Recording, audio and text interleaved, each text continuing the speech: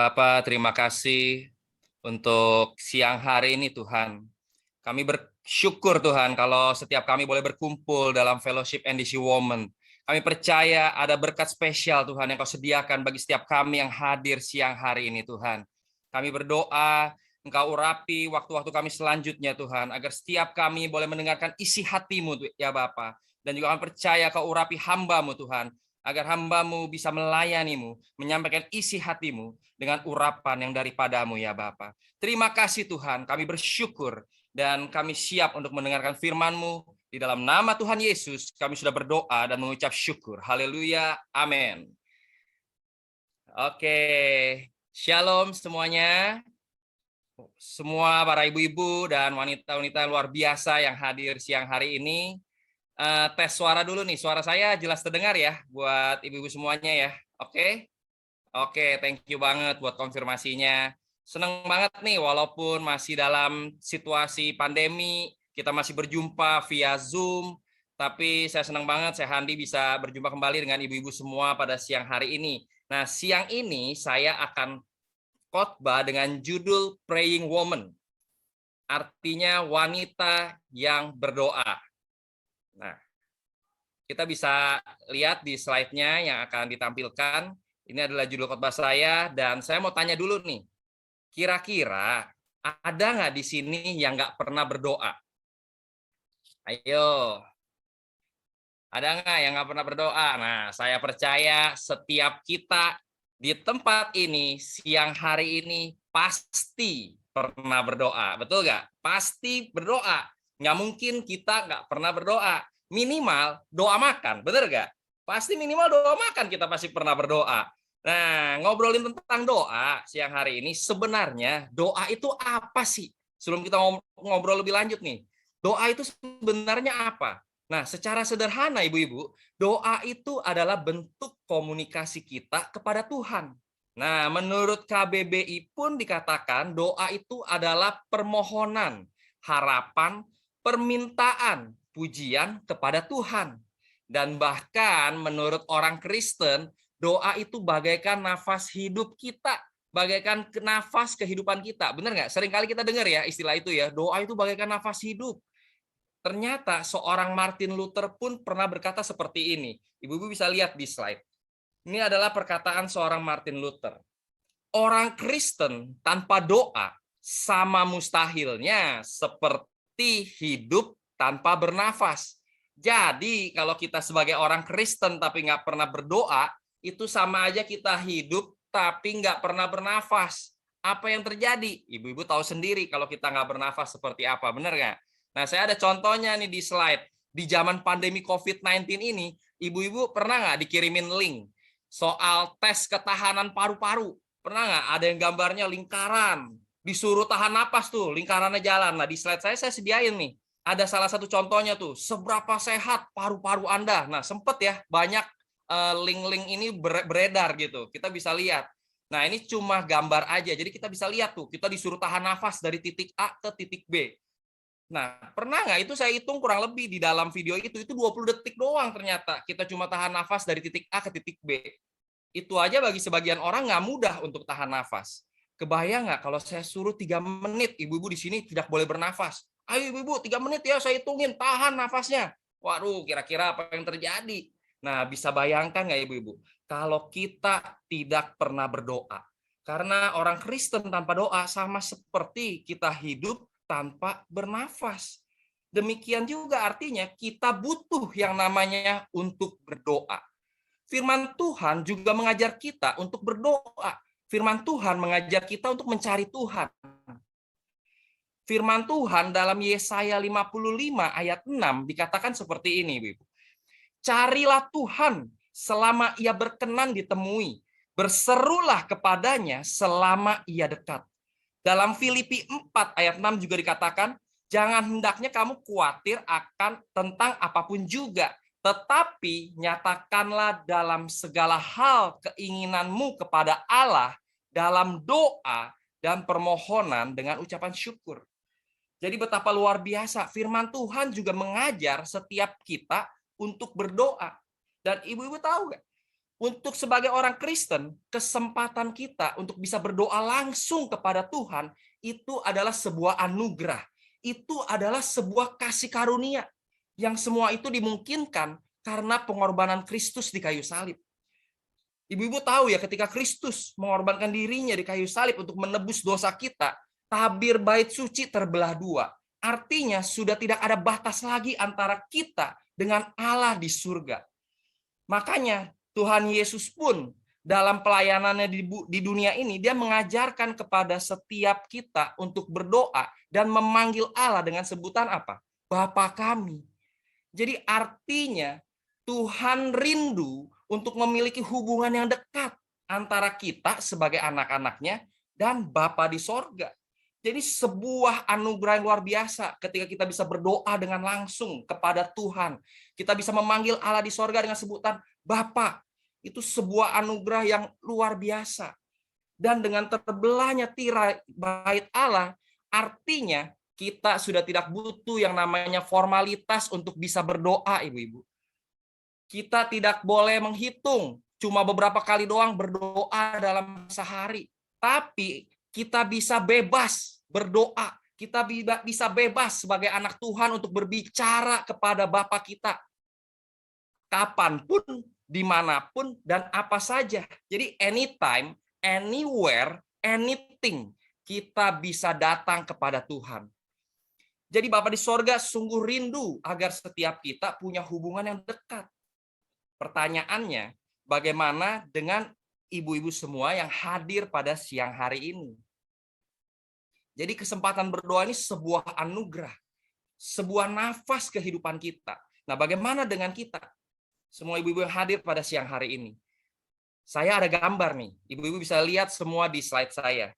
Kalau kita ibaratkan kehidupan kita adalah sebuah mobil, nah di slide akan ditampilkan nih, saya ada gambar setir, di sebelah kiri, dan di sebelah kanannya gambar apa tuh? Ban serep, ibu-ibu. Nah, ibu-ibu semua bisa lihat tuh. Kalau diibaratin nih, kehidupan kita adalah sebuah mobil, kita jadikan doa dalam kehidupan kita sebagai setir atau sebagai ban serep. Nah, kalau sebagai ban serep tahu kan, ban serep itu hanya dipakai kalau apa? Kalau ada situasi darurat, misalnya bannya bocor, bannya pecah, waduh nggak bisa jalan lagi, akhirnya mesti nepi, mesti bongkar bagasi belakang mobil, mesti ambil ban serepnya baru ganti. Kalau nggak pernah bocor gimana? Ya nggak bakal kepake. Ban serep itu tersimpan rapi di bagian belakang mobil biasanya. Bisa ada di belakang seperti di gambar, bisa ada di bawah, di dalam bagasi. Tapi ketika dijadikan ban serep, itu hanya terpakai kalau keadaan darurat saja. Sedangkan kalau dijadikan sebagai setir, itu akan membawa kita sampai kepada tujuan kita. Ketika kita jadikan doa sebagai setir dalam kehidupan kita, itu bisa sebagai salah satu kekuatan supaya kita bisa mengarahkan mobil kehidupan kita sampai ke tujuan. Itu kalau kita jadikan setir. Jadi kita harus lihat dulu di dalam kehidupan ibu-ibu semua sehari-hari, kita jadikan doa itu seperti apa? Apakah kalau ada pergumulan doang nih, kalau ada masalah, kalau ada tantangan, kalau ada kesusahan, baru kita ingat untuk berdoa. Nah, itu bagaikan ban serep. Saya aja seumur-umur punya mobil, nggak tahu udah berapa puluh tahun ibu-ibu, tapi nggak pernah pakai tuh yang namanya ban serep. Nah, bagaimana dengan kita? Apakah cuman kalau susah doang ingat Tuhan, baru ingat untuk berdoa? Jadi itu seperti ban serep. Atau kita jadikan doa itu benar-benar sebagai nafas hidup kita. Kita jadikan setir dalam kehidupan kita. Setiap saat menjadikan doa sebagai gaya hidup kita. Seringkali secara nggak sadar, kita suka jadikan doa itu sebagai ban serep. Kalau ada masalah, baru kita ingat. Wah, baru kita ingat Tuhan, kita berdoa, Tuhan saya ada masalah, Tuhan Bapa saya ada pergumulan, baru kita ingat Tuhan. Kalau lagi senang, Tuhannya lupa, disimpan lagi rapih di dalam bagasi kehidupan kita. Jadi ketika kita seringkali menjadikan doa sebagai ban serep, akhirnya kita seringkali kalau berdoa rasanya begini nih, Tuhan sepertinya kok doa saya nggak dijawab-jawab ya. Tuhan sepertinya kok Tuhan nggak dengar ya setiap pergumulan saya ya. Atau bahkan kita bisa merasa gini, saya udah nggak mau berdoa lah, Tuhan gak bakal mau tahu lagi kayaknya sama permasalahan saya. Saya nggak peduli lagi, saya nggak mau yang namanya doa-doa lagi. Nah, kita akan refleksi sama-sama ibu-ibu siang hari ini. Jangan-jangan selama ini kita berdoa, tapi ada yang salah dengan doa kita. Kenapa saya mau sampaikan hal ini pada siang hari ini? Karena setiap ibu-ibu di tempat ini saya percaya adalah wanita yang kuat. Setiap ibu-ibu di tempat ini adalah wanita yang tangguh. Bahkan firman Tuhan juga dikatakan seorang wanita adalah penolong bagi pria. Jadi udah jelas mana yang lebih kuat, benar gak? Sudah jelas mana yang lebih kuat. Yang menolong pasti lebih kuat daripada yang ditolong. Makanya dalam sebuah keluarga, istri itu dikatakan tiang doa bagi keluarganya. Jadi udah jelas kekuatannya adalah melalui doa. Doa yang akan menjadi kekuatan dalam kita menjalani kehidupan ini. Jadi siang hari ini saya mau kita semua belajar bagaimana kita bisa berdoa dengan benar. Jangan sampai kita salah berdoa. Kita akan belajar bagaimana kita bisa berdoa dengan benar. Ada 3 poin yang akan saya bagikan pada siang hari ini yang sesuai dengan kebenaran firman Tuhan, dan biar mudah diingat, saya singkat 3 langkah itu dengan DOA, yaitu doa. Kita akan belajar nih, gimana sih saya bisa belajar dengan benar supaya saya nggak salah berdoa. Yang pertama adalah D tadi. Jadi gampang diingat nih, 3 langkah itu doa pokoknya. Yang pertama D. D itu apa artinya? Artinya D itu adalah dengan iman yang sejati. Kita bisa lihat di slide, dengan iman yang sejati. Jadi, pertama, ibu-ibu, untuk kita bisa berdoa dengan benar, kita harus punya yang namanya iman yang sejati. Kita harus beriman dengan benar. Kenapa? Firman Tuhan dalam Matius 21 ayat 22 dikatakan seperti ini. Ada di slide juga, ibu-ibu bisa baca juga. Matius 21 ayat 22, dan apa saja yang kamu minta dalam doa dengan penuh kepercayaan, kamu akan menerimanya. Yakobus 1 ayat 6 juga berkata seperti ini. Hendaklah ia memintanya dalam iman dan sama sekali jangan bimbang. Sebab dikatakan kalau bimbang itu seperti gelombang laut. Gampang diombang-ambingin kian kemari oleh angin. Jadi kuncinya kita harus punya iman yang sejati. Berdoa dengan penuh percaya, meminta dalam iman, dan sama sekali jangan bimbang. Dunia itu semakin jahat. Firman Tuhan berkata hari-hari ini akan jahat. Dunia akan lenyap dengan segala keinginannya. Jadi kita harus pastikan nih, setiap ibu-ibu di tempat ini memiliki iman yang sejati supaya kita bisa berdoa dengan benar. Iman yang sejati itu seperti apa, ibu-ibu? Iman yang sejati, yang pertama itulah adalah iman yang didasari oleh pengenalan akan Tuhan. Iman yang sejati itu adalah iman yang didasari oleh pengenalan yang benar akan Allah. Firman Tuhan dalam Yeremia 9 ayat 23 sampai 24, saya akan bacakan seperti ini. Beginilah firman Tuhan, janganlah orang bijaksana bermegah karena kebijaksanaannya. Janganlah orang kuat bermegah karena kekuatannya. Janganlah orang kaya bermegah karena kekayaannya. Tetapi siapa yang mau bermegah, baiklah ia bermegah karena yang berikut, bahwa ia memahami dan mengenal aku, A-nya huruf besar tuh, bahwa akulah Tuhan yang menunjukkan kasih setia, keadilan, dan kebenaran di bumi. Sungguh semuanya itu kusukai. Demikianlah firman Tuhan. Itu juga ada di slide tuh ibu-ibu, firman Tuhan di Yeremia 9 tadi. Jadi udah jelas Tuhan suka yang namanya pengenalan akan Allah. Tuhan suka ketika kita bisa mengenal Tuhan dengan benar. Jadi iman yang sejati itu hanya bisa dimulai pertama lewat pengenalan akan Allah secara pribadi dalam kehidupan kita. Jadi jangan kita kenal Tuhan dari kata orang. Kita harus belajar mulai kenal Tuhan secara pribadi lewat firman Tuhan secara utuh. Karena firman Tuhan dalam Roma 10 ayat 17 juga dikatakan iman timbul dari pendengaran dan pendengaran oleh firman Kristus. Jadi udah jelas ibu-ibu, iman yang sejati itu iman yang dasarnya oleh pengenalan akan firman Allah secara utuh. Kita kenal Tuhan secara pribadi, kita kenal firman Tuhan secara utuh. Dan berbicara kenal firman Tuhan secara utuh, itu bukan cuma sekedar baca dan hafal ayat Alkitab. Itu anak sekolah minggu juga jago tuh biasanya. Bahkan sering dibagiin yang namanya ayat hafalan. Tapi kita harus kenal firman Tuhan secara utuh oleh pertolongan Roh Kudus. Jadi sekali lagi, jangan sekali-sekali kita bermegah. Saya ini pintar. Logika pikiran saya nih hebat.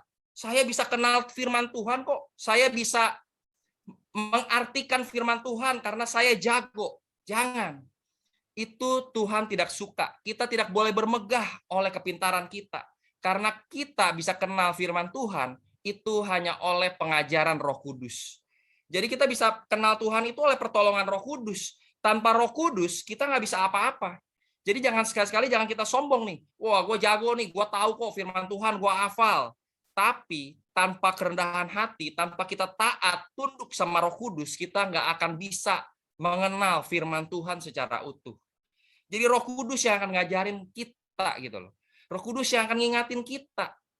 Dan ketika kita mulai kenal Tuhan secara pribadi, ini langkah yang kedua nih Ibu. Ketika kita kenal Tuhan secara pribadi, kita akan dibawa mengalami Tuhan yang hidup dalam hidup kita. Jadi iman yang sejati itu ada dua. Yang pertama, itu dimulai dari pengenalan akan Allah secara pribadi lewat firman Tuhan. Bukan dari kata orang doang. Yang kedua, setelah kita mengenal Tuhan secara pribadi, kita akan dibawa mengalami Tuhan lewat pengalaman hidup. Jadi kita harus pastiin nih, kita nggak cuma kenal Tuhan lewat firman, tapi kita juga mengalami Tuhan yang hidup dalam pengalaman hidup kita sehari-hari. Jadi dalam perjalanan hidup kita mengalami Tuhan. Kita merasakan Tuhan yang hidup dalam kehidupan kita. Dan seringkali Tuhan akan izinkan banyak pengalaman hidup yang justru kadang-kadang nggak enak itu bisa terjadi dalam hidup kita. Supaya kita bisa merasakan Tuhan itu hidup dalam kehidupan kita. Dan bahkan kalau saya cerita sedikit, Januari kemarin saya diizinin Tuhan berkenalan sama yang namanya COVID-19, Ibu-Ibu. Jadi Januari kemarin 2021 saya diizinin positif COVID bersama istri saya. Nah, tapi anehnya sepanjang Desember 2020, entah kenapa ada satu firman yang begitu merema dalam hidup saya. Saya terus-menerus ngulangin tuh, Engkau Allah Immanuel, Engkau Allah yang menyertaiku. Engkau Allah Immanuel, Engkau Allah yang menyertaiku. Saya seringkali sangat merema dalam hidup saya tuh waktu bulan Desember. Toto Januari Tuhan izinkan saya terkena COVID bersama istri. Dan yang bikin repot karena di rumah saya lagi nggak ada mbak. Saya jadi punya 3 anak. Dan saking kita harus karena positif, saya harus karantina di lantai yang berbeda. Akhirnya saya karantina di gudang bersama istri saya. Dan anak-anak saya tinggal di lantai yang lain sendirian bertiga. Jadi mereka urus diri mereka. Jadi ketika saya sedang sakit, yang kepikiran itu anak-anak saya gimana ya? Nggak ada yang bisa urus mereka. Mereka benar-benar sendiri. Makan nasi telur. Ada yang masih kecil soalnya. Ada yang masih umur 5 tahun ketika kemarin itu tuh. Jadi betapa repotnya pikiran saya diserang tuh. Wah, kutuk Tuhan kalau perlu. Kok izinin banget sih lagi nggak ada pembantu, bikin repot, bisa ninggalin anak-anak. Tetapi saya selalu lawan. Enggak, Tuhan adalah Allah Immanuel, Allah yang menyertai. Jadi saya berdoa selalu sama istri, saya percaya Tuhan menyertai saya dalam sakit saya. Tuhan juga menyertai anak-anak saya walaupun nggak ada orang tuanya. Mereka berjuang tuh sekolah sendiri, mereka makan sendiri, semua serba sendiri. Dan luar biasanya Tuhan benar-benar menunjukkan penyertaannya dalam hidup saya. 1 minggu kemudian tiba-tiba ada mbak yang mau kerja, Ibu. Tiba-tiba ada mbak, saya udah jelasin kondisi saya ini lagi begini, lagi karantina, saya lagi positif. Tapi puji Tuhan, mbaknya nggak takut, mau. Akhirnya setelah 1 minggu saya karantina, ada pembantu, ada mbak saya yang mau kerja. Dan akhirnya saya merasakan lagi luar biasa penyertaan Tuhan. Tuhan menjawab doa-doa saya, Dia selalu menyertai. Dan ketika saya sudah sembuh dari COVID sepanjang sakit, saya merasakan Tuhan tidak akan meninggalkan hidup saya. Dia selalu menyertai saya, baik dalam sehat maupun sakit. Dalam setiap keadaan, Dia tidak akan meninggalkan. Dan betapa luar biasanya lewat pengalaman itu, iman saya bertumbuh. Kenapa? Saya mengenal Tuhan secara pribadi. Yang kedua, saya mengalami pengalaman hidup. Saya memiliki pengalaman pribadi bersama Tuhan. Jadi saya merasakan Tuhan itu sungguh hidup. Saya nggak dengar dari kata orang doang, dia Allah yang setia, dia Allah yang menyertai. Tapi saya sungguh-sungguh merasakan lewat pengalaman hidup saya bahwa dia Allah yang menyertai. Jadi betapa luar biasanya ketika kita bisa memiliki iman yang benar. Ketika kita percaya apapun yang terjadi, Tuhan tetap baik. Seperti Sadrak, Mesak, Abednego tuh di dalam firman Tuhan. Ketika dia disuruh menyembah patung buatan Raja Nebukadnezar, itu keren banget iman mereka. Dia katakan, kalau Tuhan sanggup lepasin, Tuhan pasti lepasin. Tapi sekalipun tidak, mereka tetap tidak akan menyembah patung buatan raja itu gitu. Itu betapa iman yang luar biasa. Itu adalah iman yang benar. Apapun yang terjadi, Tuhan tetap baik. Jadi kita perlu ibu-ibu belajar pada siang hari ini untuk kita bisa berdoa dengan benar, pastikan kita punya iman yang sejati. Kita harus berdoa dengan iman yang benar. Apapun yang terjadi, Tuhan tetap baik. Ini yang pertama, ibu-ibu. Dengan iman yang sejati. Yang kedua, itu adalah O. Artinya apa? On point. Dengan kata lain, tepat sasaran. Jadi kita udah belajar nih, kalau mau berdoa dengan benar, yang pertama kita harus berdoa dengan iman yang sejati. Yang kedua, kita harus berdoa tepat sasaran. Nah, ibu-ibu tahu ya, penembak jitu, seorang sniper nih, penembak jitu. Kalau mau nembak itu nggak asal tembak, betul nggak? Dia dengan tenang, dia akan menunggu saat yang tepat, dia akan melihat sasarannya dengan baik, dan kalau waktunya tepat, baru dia akan menembak. Kalau bukan seorang penembak jitu, apalagi orang yang nggak bisa menembak, itu akan menembak asal-asalan, nggak kena sasaran. Dan peluru yang dibuang juga sangat banyak. Jadi kita belajar, kita harus berdoa juga on point, tepat sasaran. Firman Tuhan dalam Yakobus 4 ayat 3 dikatakan seperti ini. Atau kamu berdoa juga, tetapi kamu tidak menerima apa-apa karena kamu salah berdoa. Sebab yang kamu minta itu hendak kamu habiskan untuk memuaskan hawa nafsumu. Nah, ini adalah doa yang salah. Ketika apa yang kita minta hendak kita habiskan untuk memuaskan hawa nafsu dan kedagingan kita. Jadi, doa akan menjadi salah dan tidak tepat sasaran ketika apa yang kita doakan untuk memuaskan kedagingan kita. Untuk memuaskan semua hawa nafsu kita, doa kita artinya tidak tepat sasaran, tidak on point. Jadi kalau kita berdoa untuk amarah, perselisihan, itu memuaskan kedagingan, itu tidak akan tepat sasaran, kita akan salah berdoa, Ibu. Melainkan gimana doa yang benar? Doa yang tepat sasaran itu seperti apa? Dalam 1 Yohanes 5 ayat 14 dikatakan seperti ini. Dan inilah keberanian percaya kita kepadanya, yaitu bahwa ia mengabulkan doa kita jikalau kita meminta sesuatu kepadanya menurut kehendaknya. Inilah doa yang tepat sasaran. Artinya apa yang kita doakan, apa yang kita minta, haruslah sesuai dengan kehendak Tuhan.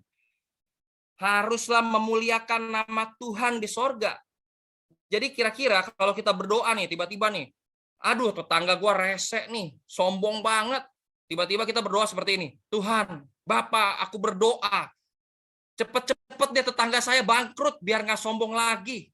Waduh, kira-kira itu doa yang benar gak? Itu doa yang salah. Karena itu tuh memuaskan hawa nafsu kita doang. Kita malah mau menjatuhkan orang. Atau bahkan, waduh ini saingan nih, usaha di seberang nih, toko saingan nih. Wah, saya berdoa Tuhan, biar cepat bangkrut juga itu toko, biar saya nggak punya saingan, biar semua pelanggan datangnya ke toko saya doang. Itu doa yang salah. Itu untuk memuaskan hawa nafsu kita, kedagingan kita. Tetapi kalau kita bersama-sama ikut dalam seruan doa bersama di NDC bersama senior pastor kita sama-sama berdoa untuk Indonesia pulih dari COVID-19. Itu kira-kira tepat sasaran nggak? pasti tepat sasaran. Kenapa? Itu sesuai dengan kehendak Tuhan untuk memuliakan nama Tuhan. Jadi pastikan apa yang kita doakan, jangan sampai kita ingin memuaskan keinginan daging kita. Kenapa? Dalam Yakobus 4 ayat 4 dikatakan, kalau kita berdoa hanya untuk memuaskan hawa nafsu, kita disebut, hai kamu orang-orang yang tidak setia. Nah, inilah yang terjadi, Ibu. Ketika kita berdoa untuk hawa nafsu kita, untuk memuaskan kedagingan kita, dikatakan seperti ini, kamu adalah orang yang tidak setia. Jadi dengan kata lain, Tuhan kok bisa tahu sih kalau kita doa sesuai sama kehendak Tuhan, atau ketika kita berdoa itu untuk memuaskan hawa nafsu kita. Kenapa Tuhan bisa tahu? Karena Tuhan melihat isi hati kita, Ibu-ibu. Tuhan melihat motivasi kita, melebihi perkataan kita. Tuhan melihat jauh ke dalam hati kita, melebihi apa yang kita katakan dalam doa-doa kita. Karena itu ada sebuah quote berkata seperti ini, lebih baik memiliki hati tanpa kata-kata dalam berdoa dibanding memiliki kata-kata tanpa hati dalam berdoa. Jadi udah jelas Tuhan sangat melihat hati kita. Jadi ketika kita mau berdoa dengan benar, kita harus yang sesuai dengan kehendak Tuhan, kita pastikan kita punya motivasi yang benar. Hati kita benar. Hati yang benar itu seperti apa? Nah, kalau boleh saya cerita sedikit, dalam Lukas 8 itu ada perumpamaan tentang seorang penabur. Ibu-ibu tahu nggak? Ada perumpamaan tentang seorang penabur dalam Lukas 8 ayat 4. Nah, saya singkat cerita, dikatakan penabur itu kan menabur benih. Ada yang jatuhnya di pinggir jalan, benar ya? Ada yang jatuhnya di tanah berbatu. Ada yang jatuhnya di semak belukar. Yang terakhir ada yang jatuhnya di tanah yang baik. Nah, ini berbicara tentang hati. Artinya apa dikatakan? Kalau di pinggir jalan, itu bahkan orang itu artinya nggak percaya sama firman Tuhan. Jadi iblis langsung rebut. Kalau yang jatuh di tanah berbatu, itu kering, nggak bisa bertumbuh. Akhirnya firman itu pun lenyap. Kalau di semak belukar, terhimpit oleh segala kekhawatiran. Jadi firman diterima, tapi terhimpit dari semua masalah hidup. Akhirnya firman itu tidak bisa bertumbuh. Tapi yang terakhir, ketika jatuh di tanah yang baik, firman itu bisa tumbuh subur, bahkan dikatakan berbuah dengan tekun. Artinya apa? Artinya hati kita itu harus benar adalah hati yang subur, hati yang dipenuhi oleh firman Tuhan. Kenapa? Hati yang subur pasti berbuah. Hati yang subur pasti memiliki motivasi yang benar sesuai dengan kebenaran firman Tuhan. Jadi kalau kita bilang kita pengen ngerti kehendak Tuhan, emang sih berdoa harus sesuai kehendak Tuhan. Tapi gimana dong? Pastikan hati kita subur. Hati kita mau dipenuhi oleh firman Tuhan. Kita percaya seluruh kebenaran firman Tuhan. Disitulah kita bisa belajar mengerti kehendak Tuhan. Sehingga ketika kita berdoa, kita tahu tujuan kita meminta untuk kemuliaan Tuhan. Tujuan kita meminta untuk memuliakan nama Tuhan di sorga. Itu aja. Jadi kita pastiin dulu nih, kita punya hati yang benar. Jadi kalau kita doa, minta sesuatu sama Tuhan, Tuhan pasti lihat hati kita. Dia ngerti motivasi kita. Apakah nama Tuhan dimuliakan atau enggak? Atau jangan-jangan untuk memuaskan keegoisan kita, untuk memuaskan hawa nafsu kita. Nah, bahayanya, ibu-ibu, orang yang nggak punya hati yang benar, hatinya nggak dipenuhi firman Tuhan, itu kalau saya umpamain, ketika berdoa, itu seperti masuk ke dalam kotak gelap, nggak ada siapapun. Kebayang nggak kalau kita masuk ke dalam sebuah kotak yang gelap, kita bayangin aja. Yang ada cuma dua, kegelapan itu sendiri, yang kedua diri kita sendiri. Nah, ketika hati kita nggak dipenuhi firman, kita nggak akan ngerti yang namanya kehendak Tuhan seperti apa. Kita nggak akan pernah bisa tahu kenapa gelap sekeliling kita. Kita nggak ngerti kehendak Tuhan. Yang kita tahu diri kita doang, kehendak kita doang, kemauan kita doang, keinginan kita doang. Itu yang kita tahu. Jadi kita berdoa pasti untuk kepentingan diri sendiri. Kenapa? Kita nggak ngerti kehendak Tuhan kok. Jadi kita memenuhi terus doa-doa kita dengan kehendak keinginan diri sendiri. Padahal firman Tuhan berkata, Datanglah kerajaanmu, jadilah kehendakmu. Jadi udah jelas Ibu-ibu, kita harus berdoa sesuai dengan kehendak Tuhan. Kita punya hati yang dipenuhi oleh firman.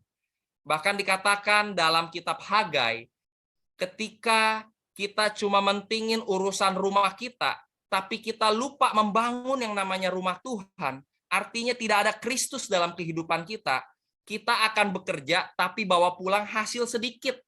Kita banyak nabur tapi nuainya sedikit. Kenapa? Kita sibuk sama seluruh urusan hidup kita, sampai kita lupa membangun rumah Tuhan dalam kehidupan kita. Akhirnya pusat hidup kita bukan Kristus. Itu yang terjadi dalam kitab Hagai. Ketika tidak ada nama Tuhan yang dimuliakan, artinya hidup kita sudah tidak berpusat lagi kepada Kristus, tidak berpusat pada kehendak Dia. Nah, kita belajar ketika kita minta dalam doa kita mau hidup bebas dari masalah, kita mau pergumulan kita dijawab Tuhan. Bahkan kita bisa aja berdoa minta rumah yang bagus. Kita lihat hati kita, apa motivasi kita minta itu semua sama Tuhan. Apakah kita minta itu untuk muasin keinginan daging kita, atau semua yang kita doakan, semua yang kita gumulkan, itu untuk memuliakan nama Tuhan. Nah, kita bisa cek hati kita. Kalau itu sungguh motivasi kita untuk memuliakan Tuhan, saya jamin Tuhan pasti jawab setiap doa kita. Tuhan pasti jawab setiap pergumulan kita sesuai dengan waktu Tuhan. Kalau apa yang kita minta sungguh untuk kemuliaan nama Tuhan. Firman Tuhan dalam 1 Yohanes 3 ayat 22 dikatakan seperti ini. Dan apa saja yang kita minta, kita memperoleh daripadanya, karena kita menuruti segala perintahnya dan berbuat apa yang berkenan kepadanya. Jadi udah jelas Ibu-ibu. Jadi jangan sampai kita seringkali dengar orang bisa berdoa dengan sangat bagus kata-katanya, sangat panjang, tapi tetap tidak bisa menerima jawaban doa. Jangan-jangan apa yang didoakan untuk memuaskan kedagingan dia. Jadi kita pastikan siang hari ini yang kedua, untuk kita bisa berdoa dengan benar, kita harus on point. Kita harus berdoa tepat sasaran. Kita harus berdoa untuk sesuai dengan kehendak Tuhan. Memuliakan nama Tuhan di sorga. Itu yang kedua, Ibu-ibu. Dan poin yang terakhir setelah O adalah A. A itu apa ya? Anti malas. Ternyata A itu adalah anti malas. Lawan katanya itu adalah tekun. Rajin, tekun. Artinya kalau kita mau berdoa dengan benar, yang ketiga, kita harus terus untuk berdoa. Kita harus tekun untuk berdoa. Dalam KBBI, arti tekun ini berkeras hati, sungguh-sungguh, tetap berpegang teguh. Jadi kalau bekerja, kalau kita tekun bekerja, artinya kita melakukan usaha untuk sungguh-sungguh dalam bekerja. Jadi tekun itu butuh usaha, Ibu-ibu. Jadi tekun itu nggak muncul tiba-tiba kita bisa tekun berdoa. Tidak. Kita harus mengusahakan untuk terus berdoa. Karena firman Tuhan dalam Kolose 4 ayat 2 berkata seperti ini. Bertekunlah dalam doa dan dalam pada itu berjaga-jagalah sambil mengucap syukur. Jadi udah jelas, kita harus bertekun di dalam doa-doa kita. Kita harus berusaha dengan keras, bersungguh-sungguh dalam doa kita. Jadi kalau kita berdoa, kita nggak asal-asalan berdoa. Kita sungguh-sungguh berdoa. Kita melakukan doa dengan sungguh-sungguh. Ada harga yang kita bayar untuk terus berdoa. Jadi kita nggak berhenti berdoa dalam setiap pergumulan kita. Kita sungguh-sungguh berdoa. Tidak berhenti berdoa. Jadi doa itu menjadi nafas hidup kita, benar. Jadi nggak kita jadikan rutinitas doang. Yang penting bangun tidur berdoa. Setelah itu ya sepanjang hari saya sibuk sama urusan saya. Saya nggak berdoa lagi. Padahal kita tahu doa itu udah nggak ada batasnya. Kita bisa ngobrol sama Tuhan kapanpun, apapun dan dimanapun. Jadi kita sungguh-sungguh jadikan doa itu seperti nafas. Kita terus untuk berdoa. Dan banyak sekali contoh dalam Alkitab yang menggambarkan namanya ketekunan dalam berdoa. Banyak Ibu-ibu. Beberapa contoh yang saya ambil. Pertama dalam perjanjian lama ketika Yakub bergumul. Dan dia bergumul sepanjang subuh sampai fajar menyingsing. Akhirnya apa yang dilakukan? Pangkal pahanya dibikin terpelecok kan. Dan bahkan Yakub berkata, hari ini aku melihat Allah namun tidak mati. Betapa luar biasanya Yakub ternyata bergumul. Dan dia tidak melepaskan orang itu sampai orang itu memberkati dia.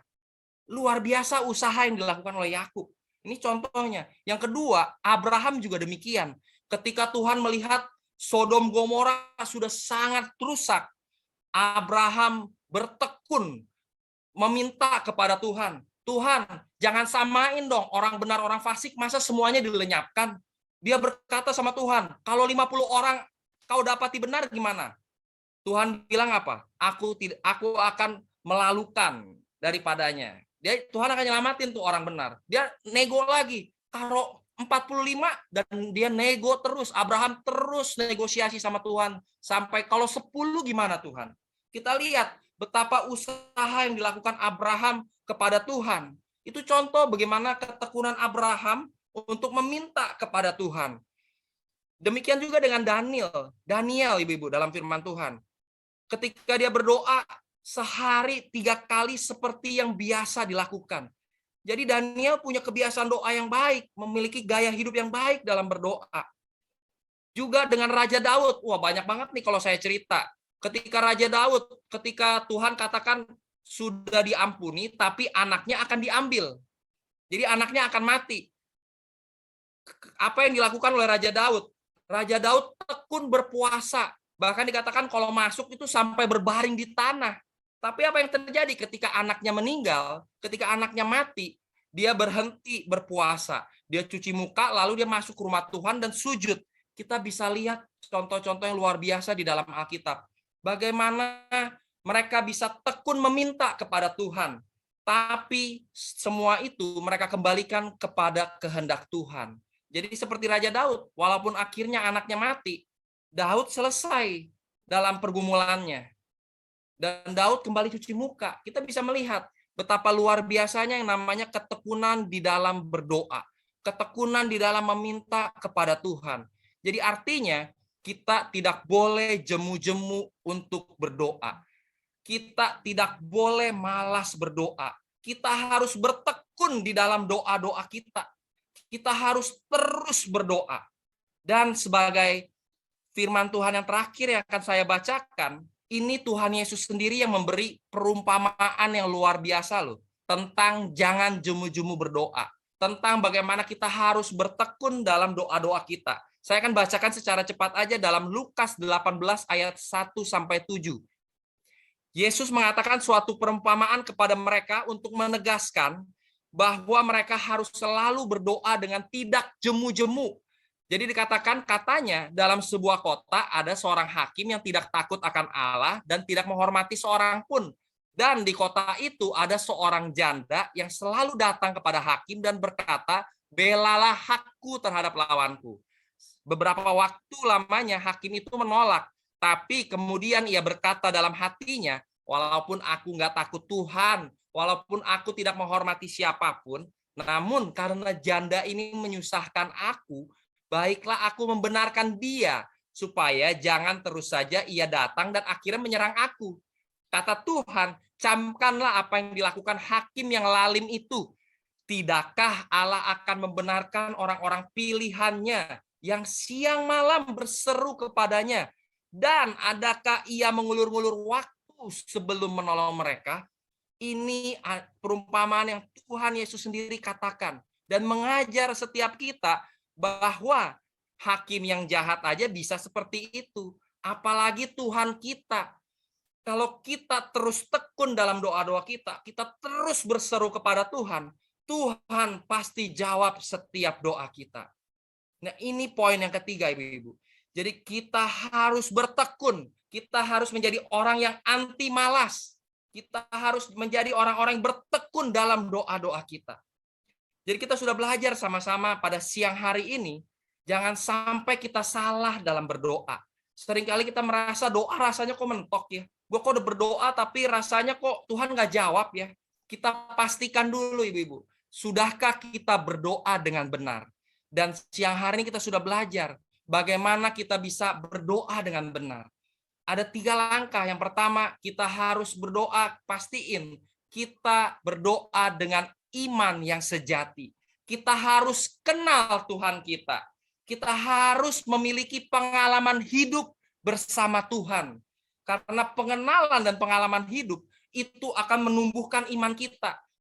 Iman kita akan bertumbuh dan kita akan bertumbuh terus memiliki iman yang sejati. Itu yang pertama, kita harus punya iman yang sejati. Yang kedua, dalam doa kita harus on point. Kita jangan sampai berdoa itu tidak tepat sasaran. Pastikan kita berdoa sesuai dengan kehendak Tuhan. Jangan sampai kita berdoa untuk memuaskan hawa nafsu kita. Pastiin kita berdoa sesuai dengan kehendak Dia. Lewat apa kita bisa mengerti? Kita harus punya hati yang terus dipenuhi oleh kebenaran firman Tuhan. Sehingga hati kita subur, kita bisa belajar mengerti kehendak Tuhan. Jadi apa yang kita minta, apa yang kita doakan, itu sesuai sama kehendaknya. Dan yang terakhir, kita harus menjadi orang yang anti malas. Jadi kita harus tekun dalam doa-doa kita.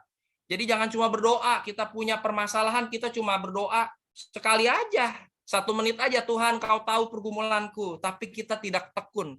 Kita lihat dalam firman Tuhan tadi, bagaimana tokoh-tokoh dalam Alkitab sangat tekun dalam berdoa.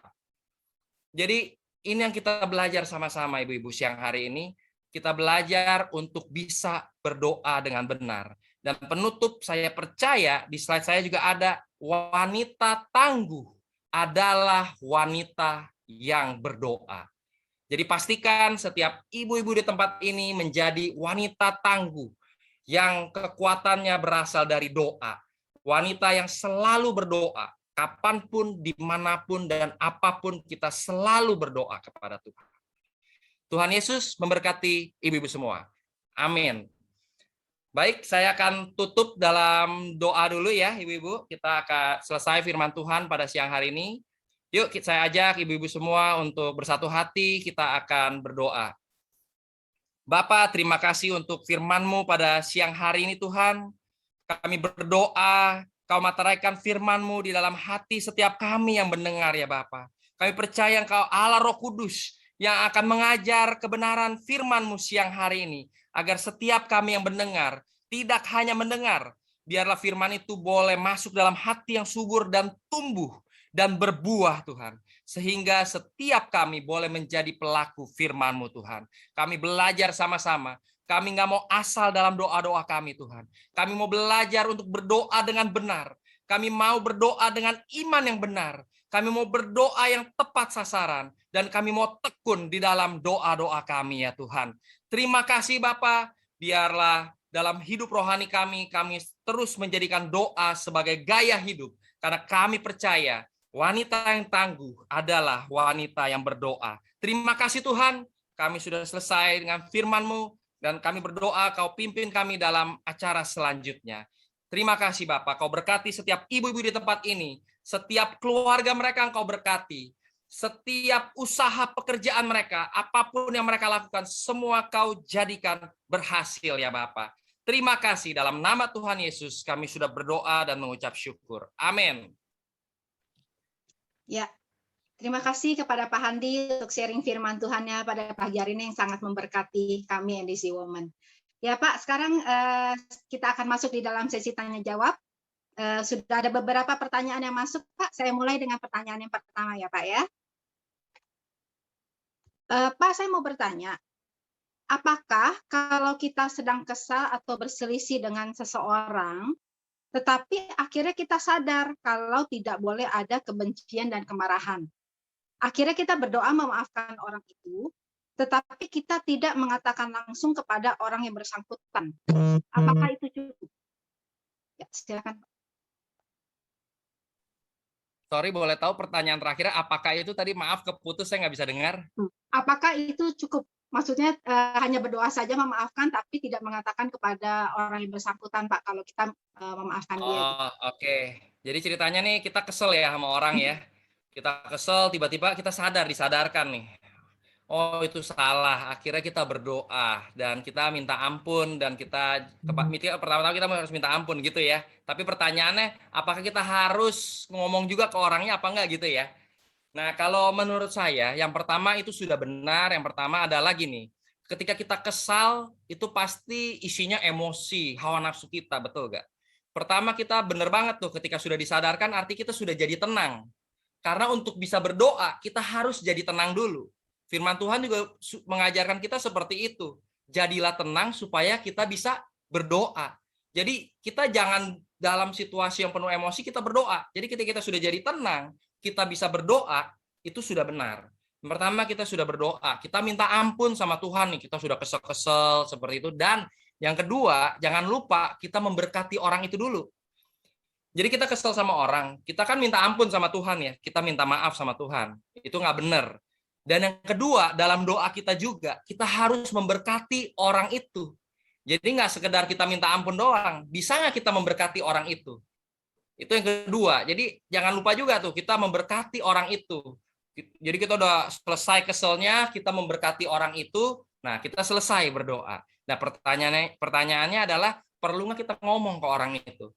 Nah, kalau menurut saya tergantung hubungan dan situasi juga. Kalau memang kita memiliki hubungan yang dekat, kita bisa aja langsung ngomong. Aduh, sorry nih, tadi gue sempat ngerasa kesel nih, atau 3 hari lalu gue sempat kesel sama lu nih. Gue udah berdoa dan gue udah minta ampun, jadi sorry ya gue sempat ngerasa kesel. Itu nggak apa-apa, menurut saya. Itu bagus kita untuk berbicara. Itu menandakan kita sudah plong hatinya kan, sudah tidak ada ganjalan. Tetapi kalau kita memang tidak begitu kenal, kita nggak pernah ngobrol, masa kita juga lucu ya tiba-tiba menurut saya tiba-tiba datang ke orang itu, maaf ya Bu, saya sempat kesel sama Ibu, tapi saya sudah berdoa. Nah itu kadang-kadang bagi orang yang nggak gitu kenal bisa merasa, oh iya tapi rasanya canggung pasti kan seperti itu kan. Jadi kalau menurut saya kita kembali juga kita lihat hubungan kita dengan orang itu tuh seperti apa. Kalau deket ya ngomong lah, gue kesel nih sama lu, tapi gue udah minta ampun, gue udah mau berkati lu, itu nggak apa-apa. Tapi ya kalau nggak gitu kenal ya lihat lagi situasinya seperti apa, perlu nggak seperti itu. Tapi pastiin nih, walaupun kita nggak gitu kenal sama orangnya, kita sudah minta ampun sama Tuhan. Yang kedua, kita sudah doakan berkat untuk orang itu. Jadi kalau kita belum memberkati, itu masih kurang doanya. Jadi kita juga perlu berdoa untuk memberkati orang itu. Itu sih kalau dari saya, Bu Heni. Ya, oke Pak. Terima kasih jawabannya Pak. Ada pertanyaan yang kedua. Ya. Kehendak Tuhan adalah kasihilah Tuhan dan sesamamu. Namun apakah Tuhan berkenan sebagai wanita pendoa atau tiang doa seperti yang tadi Pak Handi katakan ya, kita wanita ini kan tiang doa Pak di keluarga ya Pak ya. Apakah cukup yang dilakukan hanya dengan berdoa saja di dalam keluarga kita, tetapi kita tidak merealisasikan hidupnya untuk sesama, misalnya terlibat dalam pelayanan dan sebagainya Pak. Padahal sebenarnya kita ada kesempatan untuk melakukan itu. Ya, silakan Pak. Ya, sekali lagi kita tidak cukup hanya yang namanya doa. Kita harus berdoa dengan iman, itu betul. Tapi iman tanpa perbuatan itu pun mati. Jadi kita tidak cukup hanya berdoa. Tentunya perbuatan kita juga harus merefleksikan apa yang kita doakan. Betul dong? Kalau kita berdoa nih, misalnya contoh deh, suami kerjanya marah-marah dulu misalnya. Kita berdoa untuk suami kita, biar suami kita bisa berubah, kita memberkati, karena saya percaya itu kehendak Tuhan agar suami bisa berubah, betul nggak? Nggak mungkin kita berdoa suami tetap jahat aja. Nggak mungkin, kita pasti berdoa suami untuk berubah. Nah, tapi sikap kita juga harus berubah. Kita nggak bisa kita berdoa agar suami berubah, tapi kita kerjaannya cari ribut terus sama suami kita. Itu contoh aja sih. Jadi kita harus realisasikan dalam tindakan kita. Demikian juga ketika kita tahu kehendak Tuhan, kasihilah Tuhan Allahmu dan kasihilah sesamamu. Ada kesempatan untuk melayani Tuhan, kita juga harus ambil dalam tindakan kita. Jadi kita nggak bisa jadi orang yang cuma berdoa, bertapa doang. Itu namanya petapa. Kita berdoa di gunung. Nggak bisa seperti itu. Tapi kalau kita berdoa, oh saya tahu kehendak Tuhan, kasihilah sesamamu. Nah kita punya nih kesempatan untuk melayani sesama manusia. Tapi kita nggak lakukan, itu juga salah menurut saya. Jadi sekali lagi doa itu harus juga disertai dengan perbuatan. Kenapa? Karena kita berdoa dengan iman yang benar. Dan iman yang benar itu selalu disertai perbuatan. Itu Ibu Heni. Ya, doa dan perbuatan ya Pak ya. Oke. Ya Pak, pertanyaan yang berikutnya Pak. mengapa banyak orang-orang yang tidak bisa berdoa di depan umum? Bagaimana supaya kita bisa berdoa di depan umum, Pak? Ya, silakan, Pak. Ya, memang baik saya jawab. Kalau kita berdoa sekali lagi itu sebenarnya doa itu cukup doa yang sederhana. Karena kenapa? Tuhan kan melihat hati kita. Tuhan tidak melihat panjangnya kata-kata kita, betul ya? Tapi yang namanya berdoa di depan umum itu kembali lagi ada hal teknisnya seperti karakter kita seperti apa. Ada memang orang-orang yang kalau di depan umum itu nggak bisa tampil di depan umum. Misalnya orang-orang dengan karakter stabil. Itu mereka memang secara karakter dari awal itu nggak suka untuk ada di depan banyak orang. Nggak bisa, nggak suka aja gitu. Jadi mereka akan susah untuk berdoa di depan umum. Beda halnya sama orang-orang dominan misalnya atau orang-orang intim yang suka ngobrol, suka kelihatan sama orang. Wih, pokoknya kalau nggak kelihatan nggak suka nih, harus kelihatan. Nah, itu lebih mudah untuk berdoa depan umum. Tapi bukan berarti nggak bisa berdoa. Orang-orang yang nggak suka di depan tampil itu bukan berarti mereka juga nggak bisa berdoa. Bisa, tapi mereka perlu belajar, biasanya usahanya harus lebih keras lagi untuk bisa berdoa di depan umum. Jadi, memang kembali kita lihat dulu nih, karakter kita seperti apa yang pertama. Yang kedua, kita mau belajar nggak untuk berdoa di depan umum? Kalau kita dari asalnya udah nggak mau, pokoknya nggak mau, udah tutup dulu, nggak mau, belajar aja nggak mau. Nah, itu nggak akan bisa. Tapi kalau kita, oh saya mau Tuhan, berarti kan Tuhan berkehendak nih saya untuk berdoa, misalnya saya ditunjuk nih pelayanan doa syafaat misalnya. Oh, ini kehendak Tuhan. Saya mau belajar, kita rendah hati mau diajar oleh Roh Kudus untuk berdoa depan umum, nggak apa-apa. Walaupun pertama kali mungkin grogi-grogi, kaku-kaku, nggak apa-apa. Tapi kita mau belajar. Lama-kelamaan kita akan bisa karena terbiasa. Karena latihan juga. Jadi seperti itu sih, Bu Heni. Oke, jadi harus berani juga ya, Pak, dan kemauan ya, Pak. Ya. Betul. Oke, baik Pak. Pertanyaan selanjutnya. Kalau sedang didoakan oleh pendeta, katanya tidak boleh sendiri. Bagaimana menurut Pak Handi? Maksudnya gimana nih Bu Heni? Maksudnya kalau didoain pendeta nggak boleh sendiri. Kitanya nggak Iya. boleh sendirian didoain pendeta gitu. Pertanyaan begitu, Pak. Ya. Mungkin begitu ya, Pak. Oh, Mungkin ada yang mendampingi barangkali ya, Pak. oh iya juga. Pertama kalau menurut saya ketika kita mau didoakan oleh pendeta, sebenarnya kita bisa berdoa sendiri. Tapi ya nggak apa-apa kalau sesekali kita berdoa, kepengen nih kita didoain oleh pendeta kan nggak apa-apa. Tapi ya pertama kita lihat juga lah. Kalau kita adalah lawan jenis, misalnya pendetanya cewek, misalnya pendetanya wanita lah. Saya pria, ketika saya kepengen didoain, ya janganlah saya datang sendirian kepada pendeta wanita itu. Dan demikian juga sebaliknya. Kalau pendetanya pria, kita adalah wanita, janganlah kita datang sendiri untuk didoain. Kita ajaklah satu orang atau nah gitu lebih ke arah seperti itu mungkin ya. Jadi ya kita jangan sendirian. Terus takut juga misalnya kalau sendirian mungkin kalau didoain tiba-tiba nangis jadi nggak karu-karuan, itu bisa juga.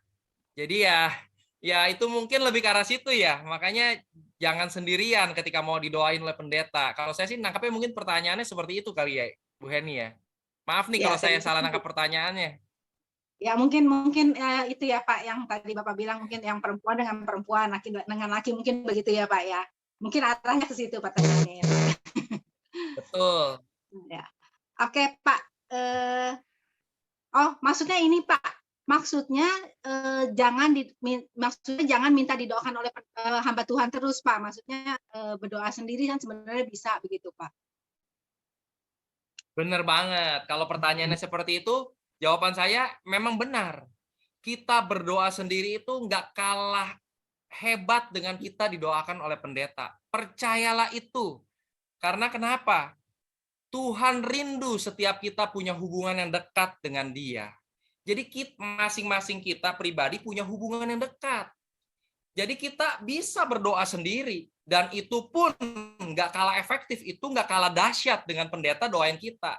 Jadi ya kita juga sebagai anak Tuhan tidak boleh kita percaya dengan mitos kalau doa sendiri kuasanya rendah. Kalau didoain pendeta kuasanya luar biasa. Tidak. Kenyataannya mau didoain sendiri pun, mau didoain pendeta, itu sama aja.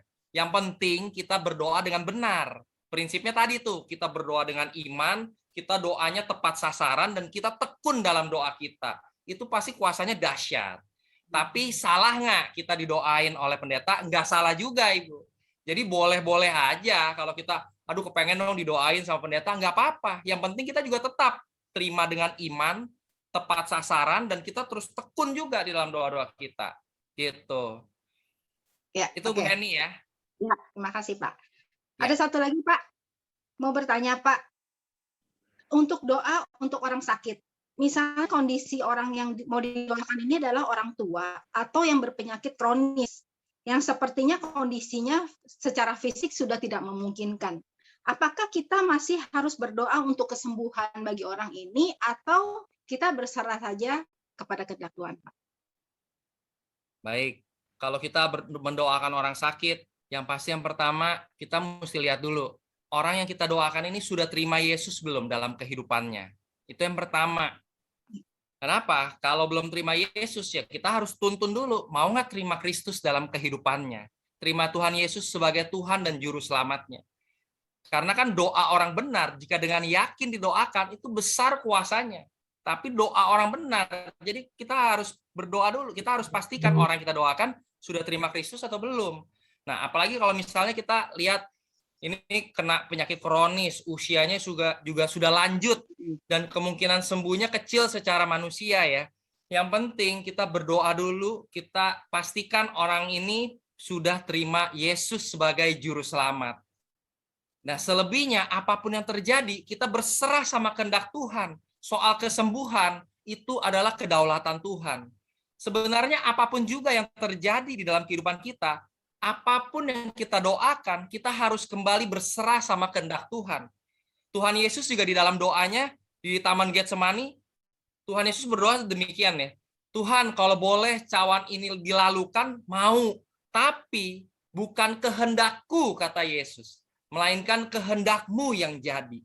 Jadi nggak apa-apa, kita mau berdoa, doain orang sakit, kita berdoa biar sembuh, tapi kita kembalikan semua kepada kehendak Tuhan. Karena semua yang terjadi itu atas kehendak Tuhan. Tapi kalau pertanyaannya, kalau orang udah lanjut usia misalnya, kita pastikan dulu nih, orang ini terima Yesus dulu sebagai Juru Selamat. Selebihnya kita berserah sama Tuhan. Tapi nggak salah juga kalau kita berdoa untuk kesembuhannya, harus tentunya kita berdoa. Tapi kita juga berserah sama kehendak Tuhan. Itu Bu Heni ya. Oke. Pak, boleh Pak, masih ada waktu 1 menit Pak untuk pertanyaan terakhir? Oh, boleh, boleh. Pertanyaan terakhir ya Pak. Baik. Pak, kalau kita berbuat salah, misalnya memalsukan pembukuan perusahaan, terus tiba-tiba kita kena pemeriksaan pajak, bagaimana seharusnya kita berdoa? Karena sebenarnya kita tahu apa yang kita lakukan itu salah, Pak. Ya, baik. Kalau kita tahu ya, kita udah lakukan hal yang salah, lalu ternyata kena tuh pemeriksaan pajak. Ya kita berserahlah kepada Tuhan, kita mengaku dosa kita. Kita memang sudah salah langkah. Kita sudah salah dalam apa yang kita lakukan. Ya kita minta ampun yang pertama yang pasti, kalau memang itu salah. Tapi selebihnya kita berserah sama Tuhan, kita harus jalani dengan hati yang benar. Kita tahu kita udah salah, kita nggak boleh terus untuk mengubur kesalahan kita. Tapi ya kita jalani dengan benar, konsekuensi yang ada kita harus berani hadapi. Gitu. Seperti itu sih Bu Heni kalau menurut saya ya, karena kita dari awal kita udah salah ya, kita tahu nih kita salah tapi kita lakukan terus. Nah akhirnya kan sedikit tersentil nih, wah kena pemeriksaan. Jadi pastiin kita minta ampun dulu sama Tuhan, kita udah salah. Dan kalaupun nanti Tuhan tolong lewat pemeriksaan pajak, saya berdoa kita bertobat. Jangan lagi memalsukan pembukuan. Karena saya percaya, iya, berkat itu ada di kepala orang benar. Kita jangan sampai takut hidup susah walaupun harus bayar pajak. Kayak gitu. Jadi nggak perlu takut. Gitu. Itu sih Bu Heni ya. Semoga bisa menjawab, Bu. Oke, ya. Pak Handi, terima kasih untuk semua jawaban-jawaban dari pertanyaan kami. Saya atas nama Indi Sioman mengucapkan banyak terima kasih untuk pelayanan Pak Handi pada pagi hari ini. Semoga Tuhan Yesus memberkati Bapak dan keluarga, dan selanjutnya Baik. Bapak terus dipakai Tuhan di dalam ladang pelayanannya. Amin, terima kasih Bu Heni. Ya, thank you banget untuk Handi yang luar biasa yang telah memberkati kita. Tadi ada beberapa WhatsApp yang masuk ke saya, katakan, Ibu Ruth, kenapa sih doa aja harus ada aturannya? Ibu, kalau engkau ingin bertumbuh dalam Tuhan, kalian menjadi wanita yang dewasa, ingat. Saya teringat dalam Yakobus, berapa ya? Yakobus 4 ya, Yakobus 4, ayat 3, ayat 4, dikatakan gini, atau kamu berdoa juga, tetapi kamu tidak menerima apa-apa. Kenapa? Karena kamu salah berdoa. Ya, jadi firman Tuhan hari ini adalah firman Tuhan yang simpel, luar biasa, yang akan membangun, yang akan mendewasakan, yang membuat kita ke jalan yang benar, ya. Karena betul, doa apa saja boleh, karena doa merupakan nafas. Tapi jika kita menjadi wanita yang dewasa, wanita yang ingin bertumbuh, menjadi wanita yang berhikmat, yuk ada aturan-aturannya. Firman Tuhan juga mengajarkan demikian, ya. Yuk kita mau mengakhiri fellowship kita di siang hari ini, kita mau bersatu di dalam doa.